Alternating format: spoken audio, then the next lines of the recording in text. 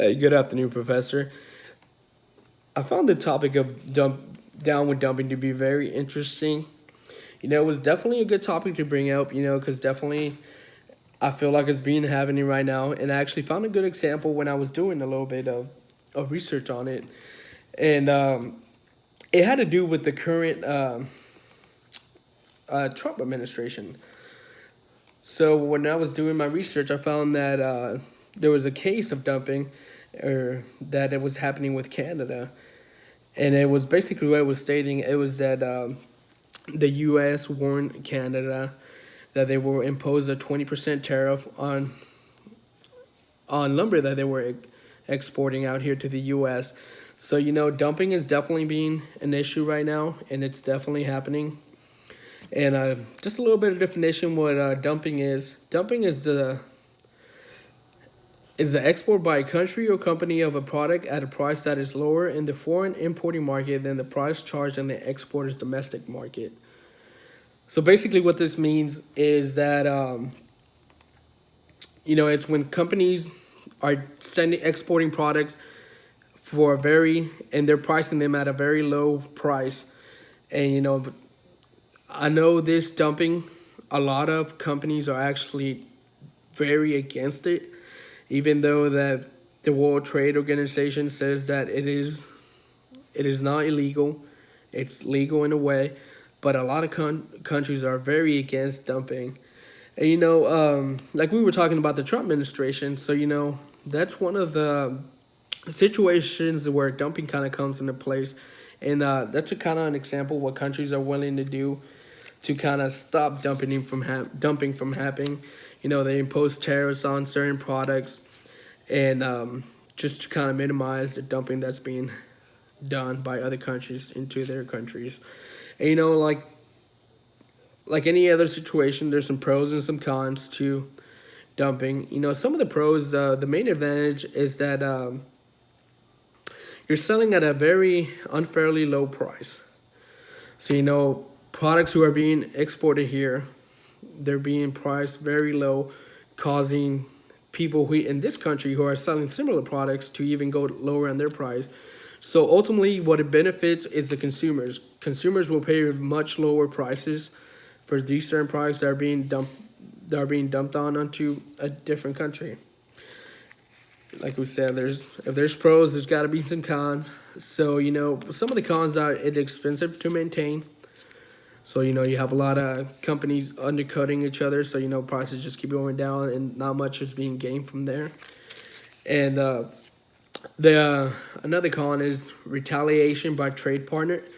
So that comes back down to the example of the Trump administration, how certain countries can impose tariffs on products that are being exported into their country. So that is a very good example. That is definitely a con. So in the situation, where they taxed them 20% on the lumber that was being exported. So that's an example of retaliation, and that's definitely a con. And even though that we do talked about that dumping is considered legal by the World Trade Organization, there is a way to kind of stop that. But based on the readings that I was doing and a little bit of information that I got, it was talking about how there is ways to stop it, but the guidelines are very difficult, and usually it's very impossible to kind of prove that dumping being made by another country into yours, it's affecting your market tremendously. So it's one of those situations where dumping is definitely pros and cons. Some people like it, consumers definitely, because you find lower prices on certain products, but within the country, not a lot of people are very fan. They're very much against it. So now I want to go over to some of the questions of the Down with the Dumping reading, and this was a very interesting topic. Like I said, and one of the questions here says people love finding a bargain on their favorite items while shopping, but few people will likely want those items made in home market, which would create jobs. if it meant paying a higher price for them. Do you agree with this statement? Actually, I do. I definitely do agree. Like anybody else, I definitely love a bargain, and I love finding stuff that at a very low price. But however, most of those stuff that we find are made in other countries across seas. So it's definitely very true. I would say it's one of those situations where if you, let's say you have two different type of headphones. I'm in the music industry. I do a lot about entertainment gigs and a lot of weddings, a lot of graduation parties, a lot of production for concerts and venues. So I'm gonna use headphones for example, and so let's say I have a pair of headphones A and a pair of headphones B. They're very similar except the price. One of them is made here locally in the U.S. and it has a price tag of $70.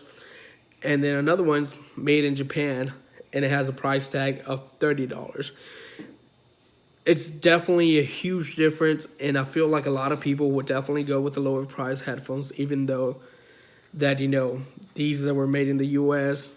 are a lot more expensive, and they would definitely go with the ones that are a lot cheaper, but of course they're made overseas in another country.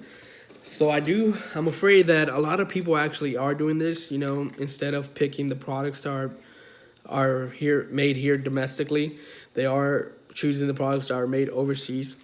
That's I can definitely see that being a big issue, because you definitely want to create jobs within the country and within the market. So it's sad to say, but yes, definitely. I feel like if I was put in that situation, sometimes the price difference definitely is a big factor in the decision, even though it will create jobs. But I feel like a lot of people, and including myself, I'm guilty of it as well. I think a lot of us will go for the cheaper price compared to the domestic price that would create a little bit more jobs. That kind of reminds me of an example that I was talking with a client, and one time he was mentioning how Best Buy is kind of becoming kind of like a showroom, kind of in a way. He was talking about he needed to go look at a speaker, and that of course you can't, if you buy something online, you can't test it out as well as you're looking at it in person. So what he was telling me, he was going to go over to Best Buy because they would carry the same speaker that he was looking at. He was essentially, what he was going to do, he was going to test it and see what he thought about it, make sure he liked it. And essentially what ended up happening, he's like, and then I'll go in there, test out the speaker, see how I like it.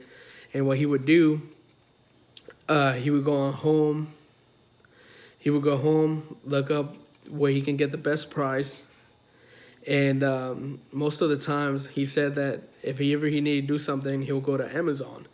So he'll go to Best Buy, check out the speaker, make sure he likes it, it's everything that he wants. And then he'll go to Amazon and see if he can get it for a much cheaper price, even if, or something similar, So it's one of those situations where jobs definitely are needed here in the country. But I'm afraid that a lot of people would definitely choose to pay a lower price for a certain product. And moving on to the next question, it says, do you think that people from different cultures would respond differently to the above question?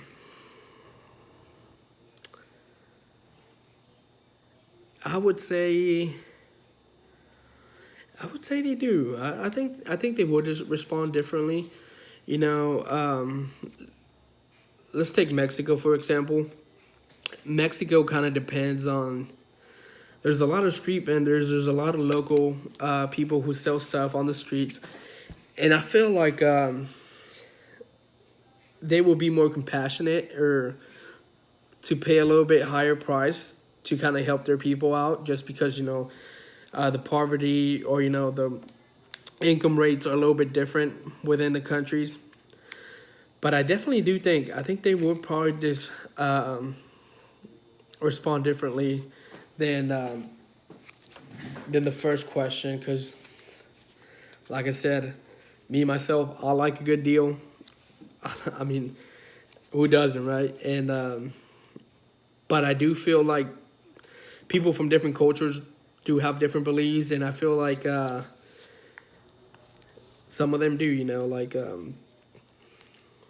anybody wants to makes their country better. They want to create more jobs for their country, but it comes down to saving that penny, saving that dollar.